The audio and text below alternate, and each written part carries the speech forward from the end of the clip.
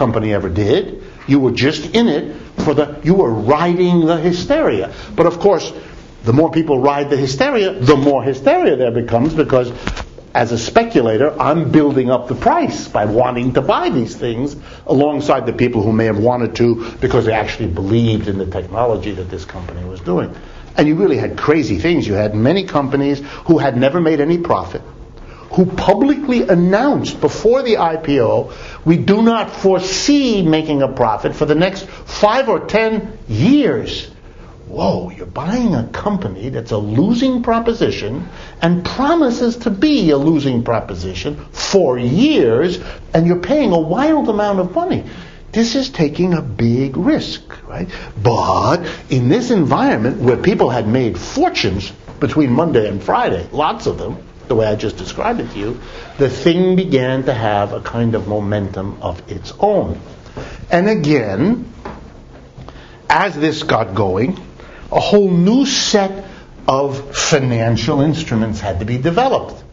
For example, and I'm going to do this as simply as I know how, people did get nervous, so they began to demand something they hadn't demanded so much of before: insurance. They wanted to be able to protect themselves because they did notice, I certainly wasn't the only one, they did notice that you were buying and selling shares of a company, paying $500 for a share of something that had made no profit and promised no profit. It did dawn on you that you might lose your money. So you wanted something to be done to protect yourself. You wanted, in effect, a kind of insurance policy.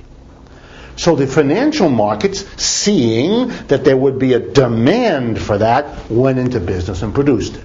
Produced a variety of instruments, new ones, that were, in effect, insurance policies. And they wrote these policies, and these policies began to trade just like stocks. So Company A could write an insurance for you who bought these shares, but you could then sell them to somebody else who could sell them to somebody. They entered the very circus that they were trying to insure. They still were insurances. They allowed people to, this is the way it was called in the business, distribute risk. You didn't have to carry all the risk yourself. Huge markets developed that had never been like this before. Give you another example, because every time the financial sector develops a new instrument, it tries to market it to a new set of people. So let me give you an example with these insurances. A company signs a contract to produce something and deliver it to, I'll pick a country, Japan, a year from now when the production is done. And it will be paid such and such many Japanese yen.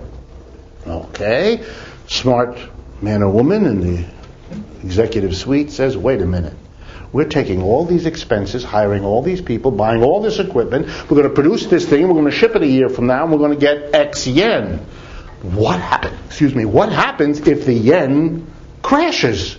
So we're going to get a bunch of yen, but when we convert them back into dollars, it's nothing.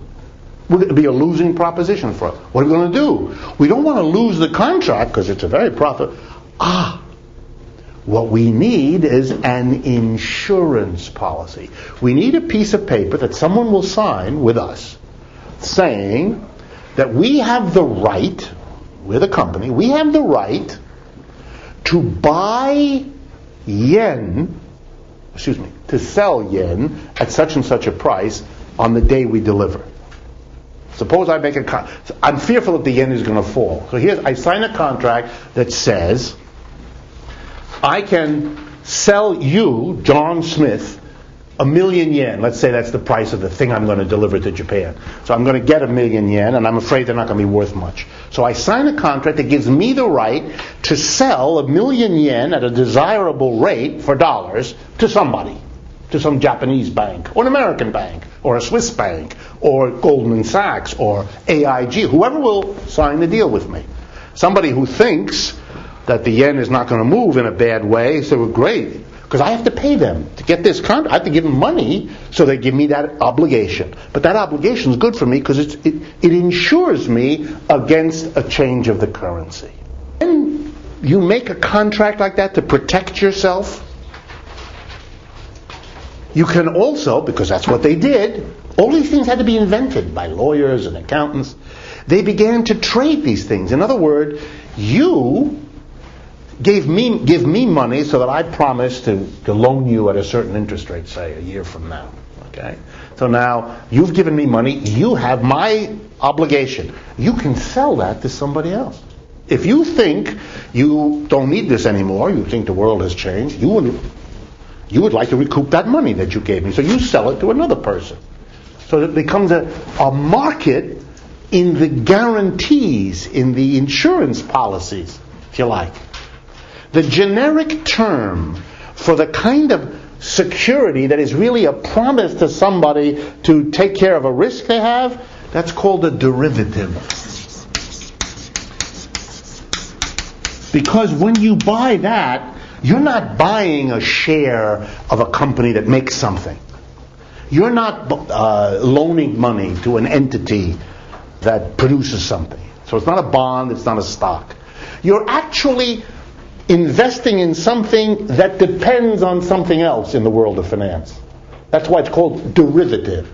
You're not directly investing in business, you're investing in something that in turn is dependent on how business is going. But you're not invested directly, so it's derivative, it's second order. So I have a different, I want to buy and sell these insurance contracts because I can make money since I know that I can buy something where there's no risk for me the way they think there is, and so I will become a speculator. Look, that's no different than going the earlier transition a million years ago when people stopped doing what's called barter. Right? Once upon a time, all markets were barter. So I made potatoes and I brought them to the market and I exchanged my potatoes for the shirts that you made. That's how you got potatoes to nurture yourself, and I got a shirt to keep warm. At a certain point, the awkwardness of having to come with my potatoes and run to you for my shirt and to you for my bread and to you for my shoes was, we had a development. And the development was to pick out one commodity that everybody would exchange for and that would operate as the universal equivalent, something that could be changed into anything. So we all come with whatever we have, exchange it for that one thing, and then use that one thing to buy everything else, much more efficient. That thing is called money. That's why the earliest monies are always particular objects. Seashells, pieces of metal, certain kinds of grain. All of those things have served as money because the function of money was simply to smooth, to make more efficient the exchange process. But then, of course, there were people who began to see how the money moved up and down in relationship to and they entered and they started playing in the money market as speculators. So what an item of the finance industry, what gives it its birth does not govern what happens to it later. Right? Give you another example of this. The people in the best position to write guarantees of the sort I just said, we will take care of it if the interest rates go crazy, or we'll take care of it if somebody who owes somebody else money can't pay, defaults on that. We'll take care of it. Well, who's going to do this? If the person who promises to insure your risk is somebody you don't know real well, you're going to demand lots of money put aside as a reserve. Otherwise, why would you trust these people? Right? You'd say, okay, you're promising me, but what resources do you have to make good? It's as if you were approached by somebody on the street and said, have I got a great deal for you? I'll insure your car. $82, I'll take care of it for the year. Whoa, that's attractive. $82 to insure my car for the year. But then you look at the fellow, you notice not very well dressed, just standing there on the corner, drooling. Right? And you say to yourself, it's a real good deal, but I suspect he may not have the wherewithal to cover an accident that may be happening to me and the other sucker he got into this arrangement. So if you're not very well known, if you don't look kosher, you're going to have to, and there are laws governing this too, you have to put up reserves so that you're a credible payer in the event that the insurance policy gets called. Okay, but then of course the profit of this begins to deteriorate. The amount you can charge people is offset by having to collect dead money that's not making you any money, that you've got to hold as a reserve. So the people who really can make a lot of money, are the people who can write these contracts, get the money paid by the people who want to protect against risk, but who don't have to hold any reserves. Well, who in the world could that be? It could only be the biggest, most famous, most prestigious banks and insurance companies in the world. Because everyone says, well, there's no risk there. So who played this game? AIG. That's why it's in the news. AIG was not required to put up any collateral or reserve at all. It was a AAA rated company, had been for years, was a cash cow, very profitable. It was the biggest insurance company in the world, had been, a merger of many little ones over the years. It built up. It had an incredible reputation, though it didn't keep any reserves. It didn't think it needed any. It always had some reserves anyway, just as a natural course of all the businesses. It does lots of different business, and much of it is a regular business generating cash flow to it. So they got away with so that's why it was so profitable. That's why they did it. They could write these policies, think they had very little risk. They knew the numbers of how many loans go bad, how many bonds default. There's very little risk here. We can get lots of fees, and we don't have to kill any money sitting in here because we're not required. With AAA, we're not required to hold it back. So they rode and they rode. They speculated on this market. That's all they did. But that's the problem. In a private enterprise finance system, the very instrument developed by one aspect of the finance industry to manage something becomes an object of others' speculation. And so now it begins to have a life of its own. It's like being a parent, right? It's your child.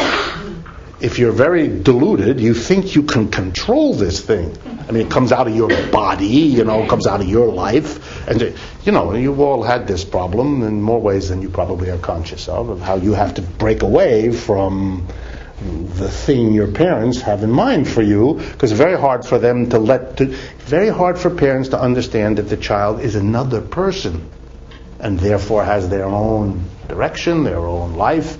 That's just the same thing here.